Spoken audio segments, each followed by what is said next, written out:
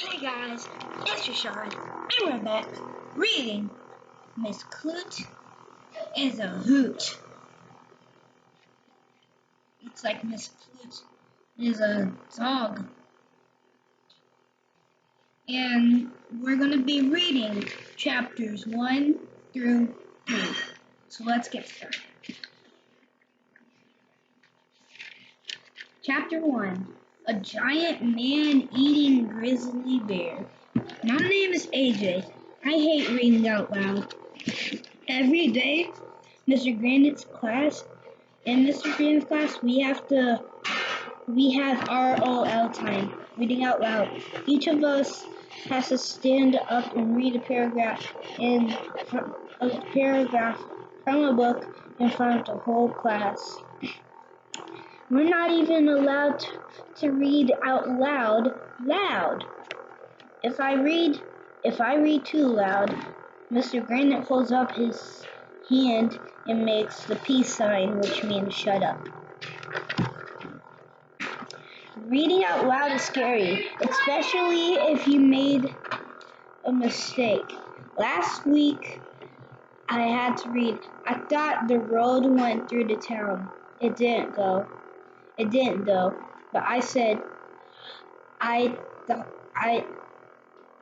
through the road went to town. I threw the road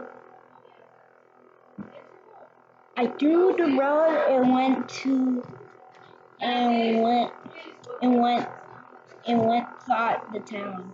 I didn't throw. Everybody laughed, even though I didn't say anything funny. What a dumb head, whispered Indra, this annoying girl with curly brown hair. I'm not a dumb head. The guy who decided to spell thought through in though.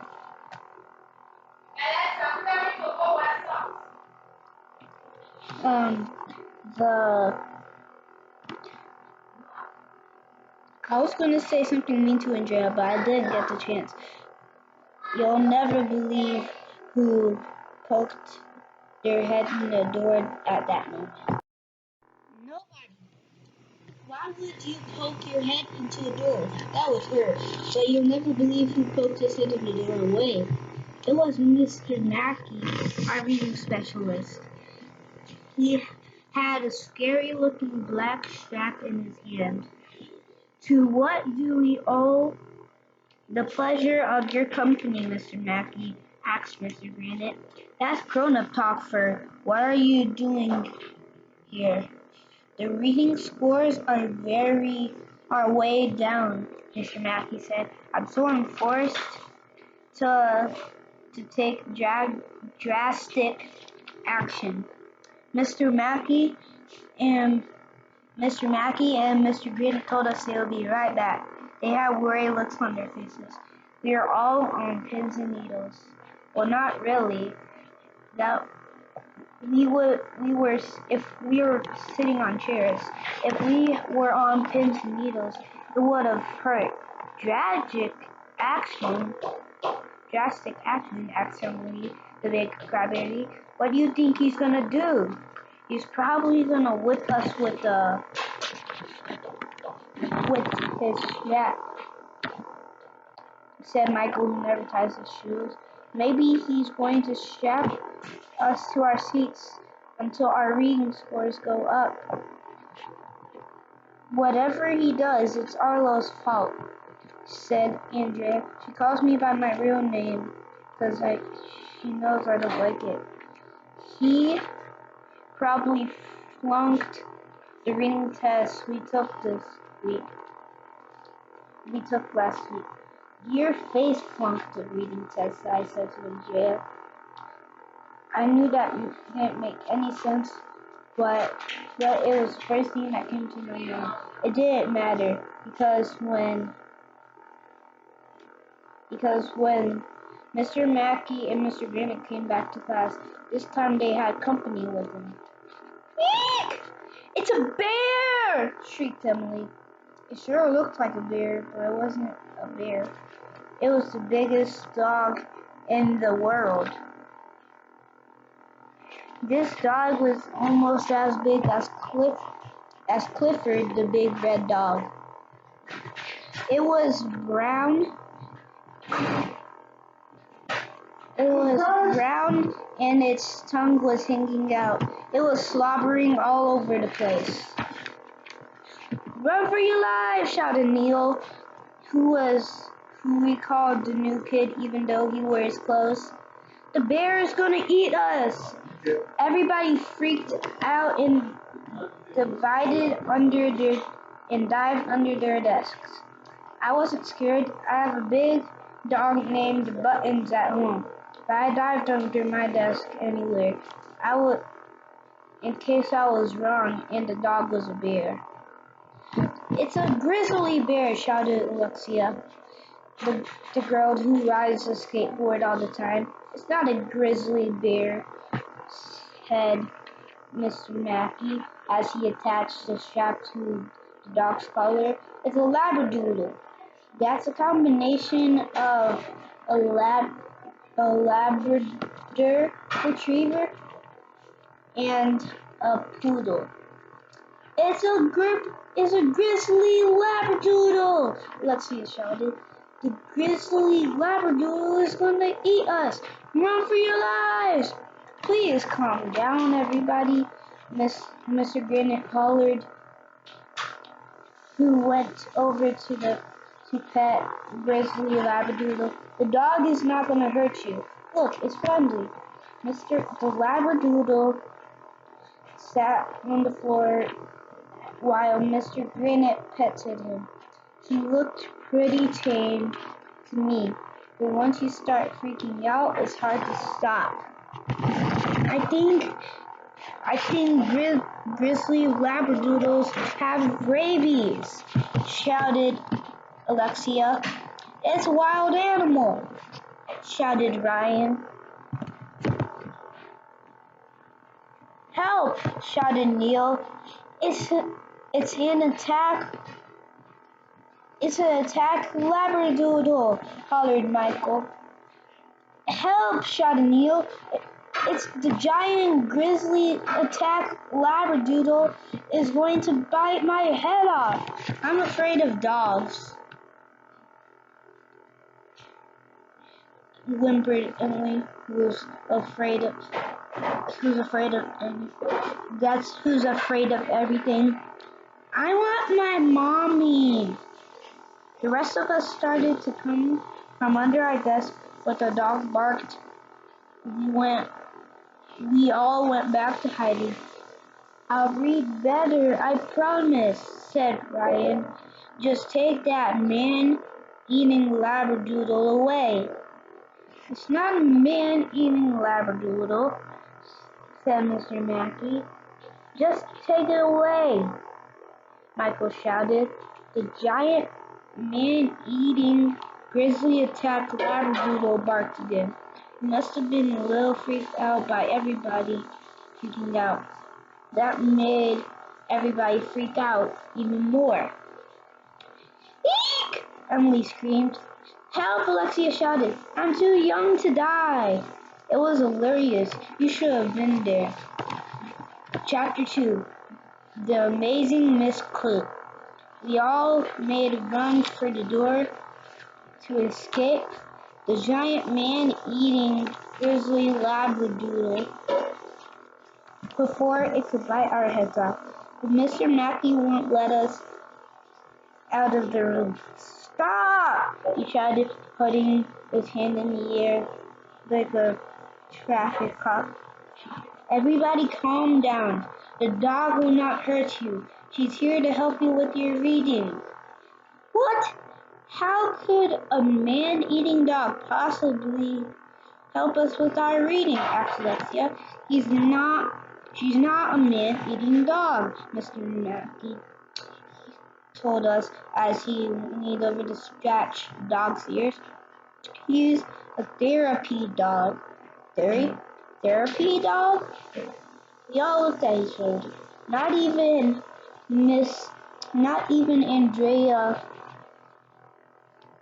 knew what a therapy dog was, and Miss Little Know-It-All thinks she knows everything.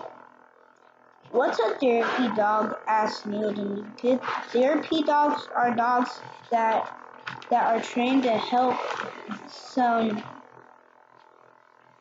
that is to help people. So you want us to read to a dog? Sure, said Mr. Mackey. That's gonna make us better readers? Asked Michael. Yes, Mr. Mackey is wacky.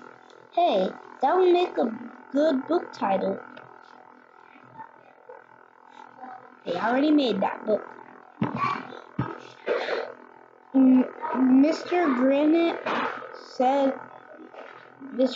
said that while we read to the dog, he would be in the teacher's lounge for a while. That's a secret room just for teachers where they go play video games, take a nap, or get a foot massage.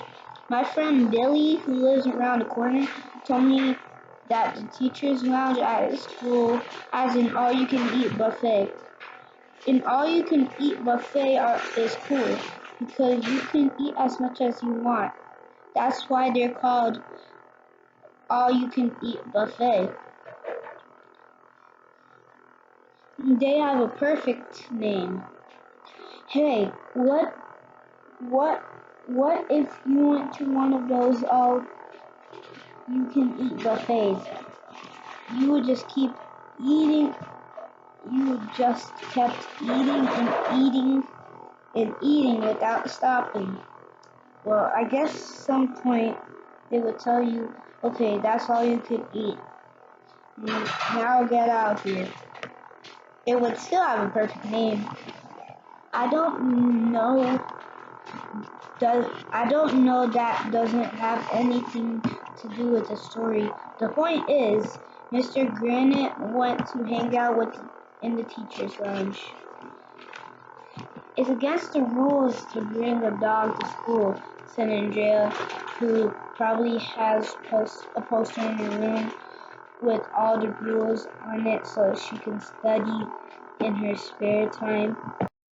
Therapy dogs are allowed in school, Mr. Mackey told us. Her name is Miss Klute. She's 4 years old and she's really friendly, patient, calm, and gentle around people. Would you like to pet her? I'm afraid, said Emily. Of course, Miss Klute doesn't bite, said Mr. Mackey. He wouldn't hurt a fly. It's not flies I'm worried about, said Emily. Emily said. Does she bite girls? Girls named Emily? Would you like to... Wait, no. Of course not, Mr. Mackey said. She loves people, and Miss Klute is even hypoallergenic. Does anybody know what hypoallergenic means? Andrea waved her hand in the air like she was on a stranded desert island and trying to signal a plane. But Mr. Mackey called on me. That means Miss Klute is some kind of shampoo, I said, sticking my tongue out at Andrea because I know my mom told me that her shampoo is hypoallergenic. Not exactly, said Mr. Mackey. He called on Andrea. Hypoallergenic means Miss Klute won't bother other people who are allergic to dogs, said Andrea. That's right. Andrea smiled. That smile. She smiles whenever she's the only one with the right answer. Why can't a truckload of hypoallergenic shampoo fall on her head. We all gathered around to pet Miss Klute. She seemed to like it. She didn't bite anybody's hand off anyway.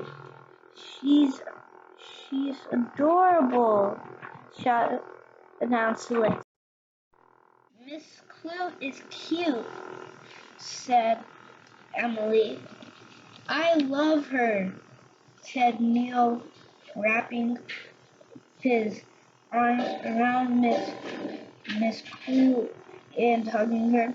Well, I thought a minute ago Neil thought Miss Klute was gonna bite his head off, and now he was saying he loved her.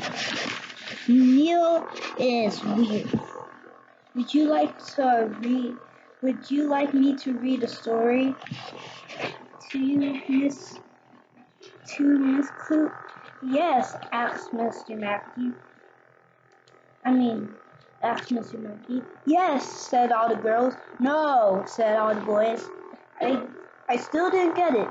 Dogs don't understand English. Why would anybody want to read to them? Boy, for a reading specialist, Mr. Mackey didn't know a whole lot about reading. He pulled a book off the shelf. It was called Doug Unplugged. Mr. Mackey sat on the floor next to Miss Klute. We all gathered around him. This is Doug. He's a robot, read Mr. Mackey. Each morning, his parents hug him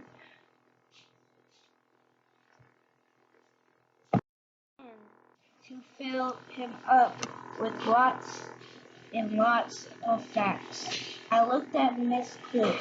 She was looking at Mr. Mackey as he read. They love their little robot and want him to be the smartest robot ever. Mr. Mackey read from the book. Miss Klute cuddled herself up into a giant ball and put her head on Mr. Mackey's lap as he read about Doug the robot. I had to admit, it was adorable. Doug Unplugged was a cool story. It had us all glued to our seats. Well, not really. We were sitting on the floor. Why would anybody glue themselves to a seat? How would you get the glue off? He got to the middle of the story and reached and pulled out a Cheerio. He gave it to Miss Klute to eat. Why do you keep Cheerios in your pocket? I asked. That's weird. Did you run out of bowls? Asked Ryan. No, we had to put Miss Klute on a special diet, Mr. Mackey said, because sometimes she eats too much. My mom is on a special diet. I said, if she loses 10 pounds, she's going to buy a bikini. Your mom is weird, said Michael.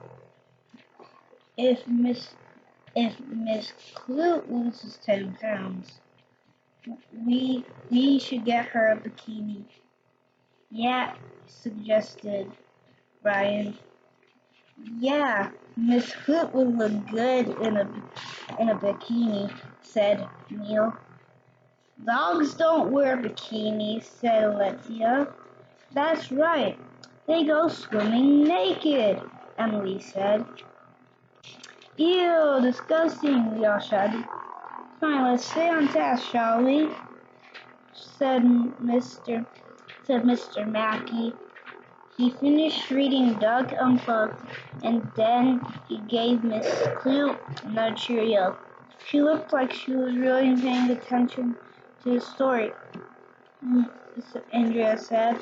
Miss Klute is amazing. No, she's not. She just sat there and did nothing the whole time.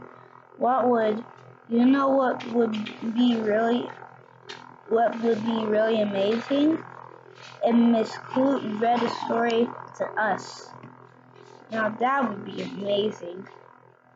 Chapter 3, the Magical Teacher's Lounge. Mr. Mackey said he had to leave because he needed to bring Miss Klute to other classes.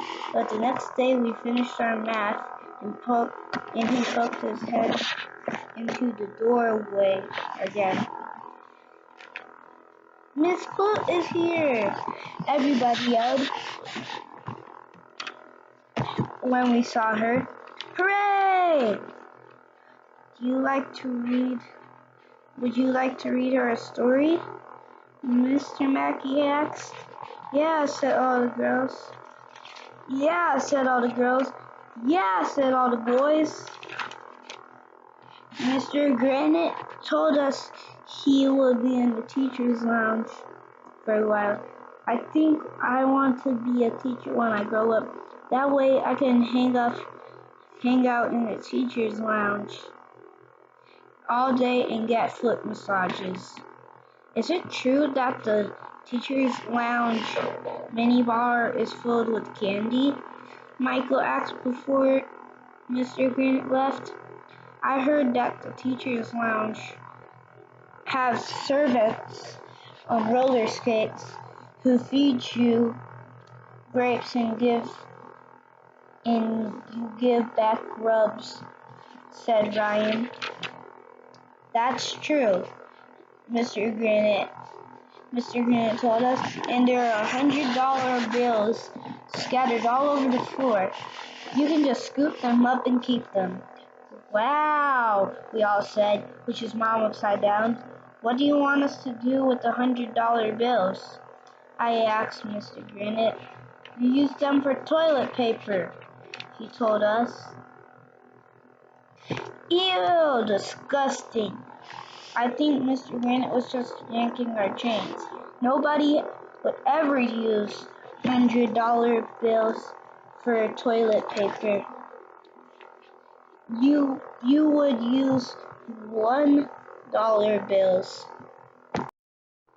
Mr. Mackey sat on the rug in the corner with Miss Klute, and we all gathered around them.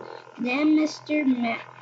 Mackey had a book called Uncle Willie and the Soup Kitchen. It was about a guy named Uncle Willie who works in a soup kitchen. So it has the perfect name. Mr. Mackey read the first sentence in the book. Then he passed it over to Andrea. She read a sentence and then passed the book over to Ryan. He read a sentence and passed it over to Michael. Each of us got a chance to read part of the story. It was cool. No matter who was reading, Miss Klute sat and listened. Sometimes she would stare at the kid who was reading. It looked like she was following the story. Other times she curled up in a big ball and rested her giant head on somebody's leg. While one of us was reading, the rest of us would pet Miss Klute's ears, hold her paws, and feed her Cheerios. Sometimes kids grabbed her too hard or even pinched her, but Miss Klute never barked or snapped or growled. She didn't care what we did to her. Mr. Mackey was right about one thing. It's more fun to read when you're reading to a dog. Some of us made mistakes, but nobody laughed. Certainly not Miss Klute. Dogs never make fun of you when you make mistakes. After we finished the story, Mr. Mackey said Miss Klute had to read with another class. No, don't go! Everybody started yelling. We want to read another story to Miss Klute. Boo! Please, please, please, please don't go, I begged. If you ever want something really badly, just say please over and over again to a grown-up. That's the first rule of being a kid. I thought you hated reading out loud, AJ, said Mr. Mackey. I do, I told him, but reading is more fun when we read to Miss Klute. Please, please, please. Well, as a reading specialist, I can't resist that. So, he said, okay, we can read one more story to Miss Klute. Yay, everybody yells. I tell you, it works every time.